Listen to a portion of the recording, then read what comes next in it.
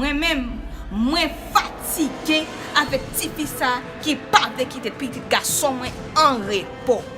Petit fils ça a pédé dit que ça c'est petit garçon nan Johnson qui c'est papa petit. C'est pas vrai. Petit ça pas jamais manger. C'est céréales seulement Natacha prend pour ba petit là pour manger.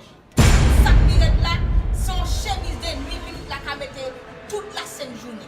Tu vas même pas ce visage qu'on jambe baigner. Moi connais Johnson papa ka jamais fait petit ça enceinte. Petit ça pas dans même rang, ni pas dans même classe avec petit garçon.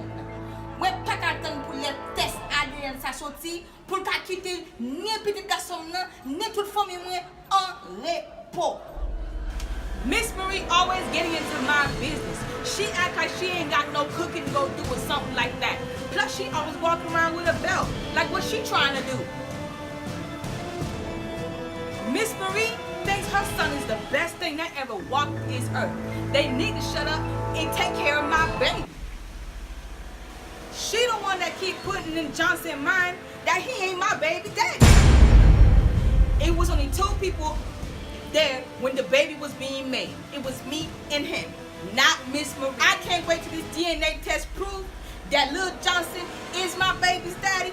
After that, she better be quiet, sit down, and watch my kids.